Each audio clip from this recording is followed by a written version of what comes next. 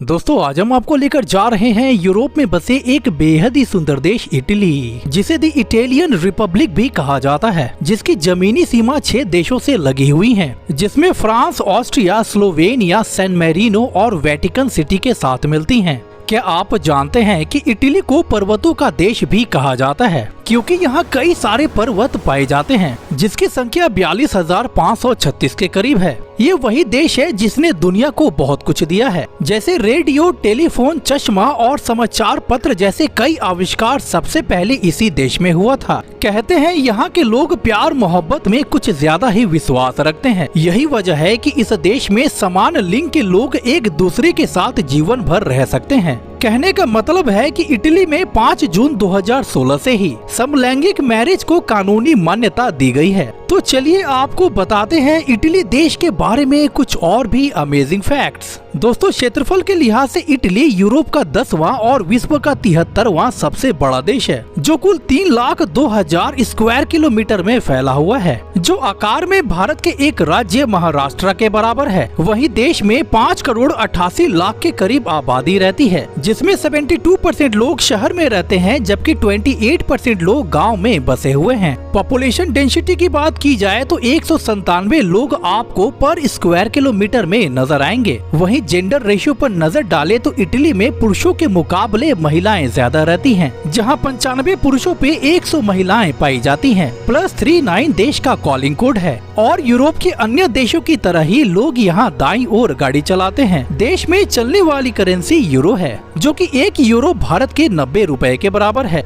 दोस्तों education system की बात करें तो इटली यूरोप के सबसे पढ़े लिखे देशों में गिना जाता है, जिसकी लिटरेसी रेट 99.35% है। दोस्तों रोम इटली की राजधानी और सबसे बड़ा शहर माना जाता है, जिसे 7 पहाड़ियों का शहर और इंटरनल सिटी के नाम से भी जाना जाता है, जिसका इतिहास 2800 वर्षों से भी अधिक पुराना है। दोस्तों भाषा की बात की जाए तो इटालियन इस देश की आधिकारिक भाषा है, जो यहाँ के 93% लोगों द्वारा बोली जाती है। वही धर्म की बात करें तो इटली में ईसाई धर्म सबसे बड़ा धर्म है और यहाँ की 80% आबादी ईसाई धर्म का पालन करती है। दोस्तों इटली एक ऐसा देश है जहाँ 8.7 मिलियन सुअर और 3.5 लाख घोड़े पाए जाते हैं। अगर आप फास्ट फूड खाने के शौकीन हैं, तो समझिए इटली देश आपके लिए ही बना है, क्योंकि दुनिया में सबसे ज्यादा पास्ता खाने वाले लोग आपको यही मिलेंगे, क्योंकि दुनिया में सबसे ज्यादा पास्ता का खपत इसी देश में होता है, जहाँ का एक आदमी साल में 23 किलो पास्ता खा जाता है। साथ ही खाने के साथ यहाँ के लोग दारू पीने में भी कोई कसर नहीं छोड़ते हैं। कहते हैं शराब यहाँ के लोगों के रग रग में बसा हुआ है। आपको जानकर हैरानी होगी, यहाँ का एक आदमी साल में 45 लीटर शराब पी जाता है। आपको बताता चलूं कि इटली में 1500 झीलें और 1200 नदियां पाई जाती हैं। इसके अलावा इस देश में आपको 150 से ज्यादा नहरें नजर आएंगी। देश के 34% हिस्से में जंगल पाए जाते हैं, जबकि 42% जमीन पर खेती बाड़ी का काम किया जाता है।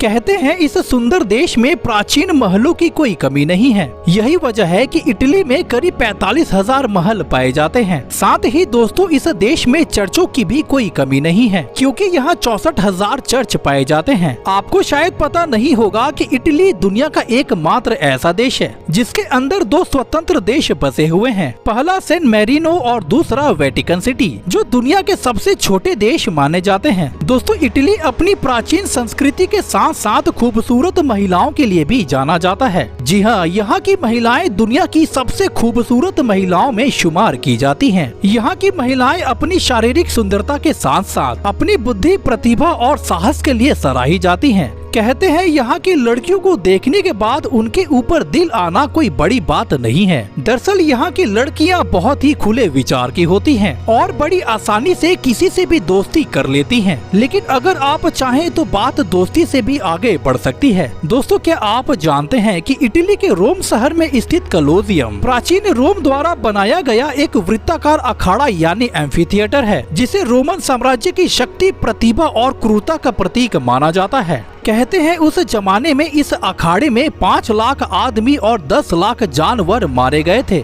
पत्थर, ईंट और कंक्रीट से बने इस विशाल अंडाकार भवन को बनाने का काम 70 से 72 ईस्वी के बीच शासक कैस्पियन ने शुरू किया था, जिसे 80 ईस्वी में सम्राट टाइटस ने पूरा किया था। 48 मीटर ऊंची और 4 मंजिलों वाले इस अखाड़े में उस युग में 50,000 लोग बैठ सकते थे। हालांकि 1349 में आए भयंकर भूकंप से इसका आधा हिस्सा क्षतिग्रस्त हो गया है, लेकिन इसकी भव्यता आज भी बरकरार है, जो इटली के सबसे ज्यादा देखे जाने वाले स्मारकों में गिना जाता है। तो दोस्तों आज के लिए बस इतना ही। चलिए तो आपसे फिर मिलते हैं एक नए वीडियो में। जय हिंद, जय भारत।